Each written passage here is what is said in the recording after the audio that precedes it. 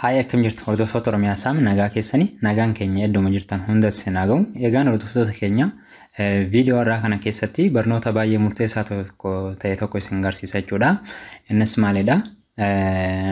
Akkaataa WhatsAppii keessan afaan Oromootitti jijjiirachuu dandeessan isin argisiisa. Kanaan dura afaan Oromootiin kan hojii eegalee dhaabbilee teekinooloojii garaa keessaa kanneen akka Facebook, Telegramii fi appilikeeshinii VPN ta'e Peace iPhone Pro fa'aadha jechuudha.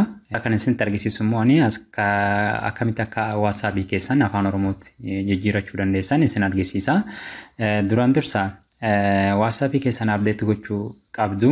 WhatsAppii keessan update gochuudhaan duraan dursa qooqa bilbila keessanii jijjiiruun barbaachisaadha jechuudha. Qooqa bilbila keessanitti fayyadamtan isuma bilbila keessanii jijjiiruu qabdu. Qooqa bilbila keessanii jijjiiruudhaaf duraan dur settingii galtu. Gaafa settingii galtan xiqqoo gabbuutanii as iddoo general management iddoo irratti kilik gootu. Ergasii language iddoo jalqaba irratti argattuuni. Sanneen keessaa iddoo add language irratti kilik gootanii afaan Oromoo aaditti godhattu jechuudha. Nama fakkeenya afaan Oromoo Itoophiyaa fayyadamaan jira. Afaan Oromoo bifa lamaan jira. Afaan Oromoo Keeniyaa fi afaan Oromoo Itoophiyaa jira. Afaan Oromoo Itoophiyaa kana filattuun jechuudha isin.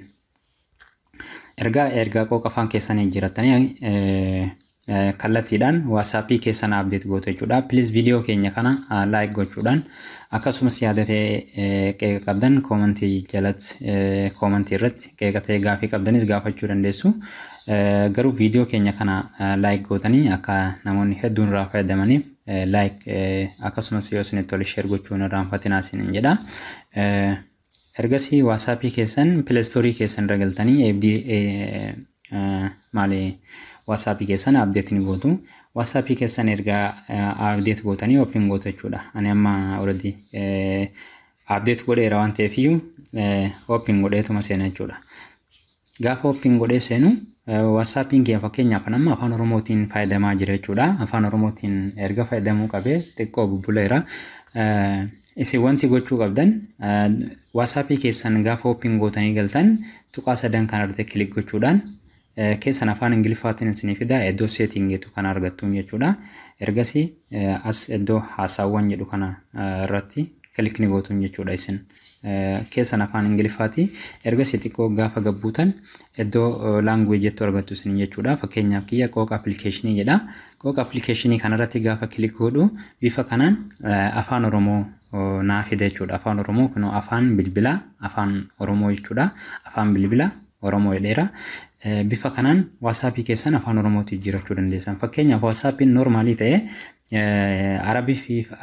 afaan Arabii fi afaan Ingiliffaan ala yookiin Ingiliishiin ala hin qabu jechuudha. So isin akkaataan itti jijjiirachuu dandeessan qooqa bilbila keessanii settingii keessa galtanii jijjiiruutu isinirra jiraata jechuudha. Erga jijjiirtanii fakkeenyaaf akkuma isin argitan WhatsAppiin kee kun guutumaan guutuutti bifa jedhamuun afaan Oromootti hiikameera jechuudha. Kan Facebookii caalaa WhatsAppiin afaan Oromootti guutummaatti hiikame jechuu dandeenya jechuudha. Fakkeenyaaf akkuma isin argitan amma fakkeenyaaf akkaawuntii maal fayyadu kana nageenya fayyadu mana kanarratti bakka nageenya jedhu kanarratti fakkeenyaaf kan hundi bifa kanaan afaan Oromootiin hiikame yookiin afaan Oromootti WhatsAppii keessan salphaatti afaan Oromootti jijjiirachuu dandeessan jechuudha. Osoo translate hin taane guutuma qooqa WhatsAppichaa afaan Oromootti jijjiiruu dandeessu jechuudha. Egaan hordoftoota keenya viidiyoo keenya har'arraa akka baay'ee barattan abdii qabna. Viidiyoo keenya please viidiyoo dabalataas argachuudhaaf chaanala keenya Oromiyaa Saam subscribe gochuudhaan nutti makama. Gaafis ta'ee qeeqa qabdan commentii jalatti barreessuu hin irraanfatinaa isiniin jenna. Barnoota biroo kana fakkaatuun hamma deebinee wal arginutti har'aaf immoo nagaa Rabbii keessa nuuf jiraadha.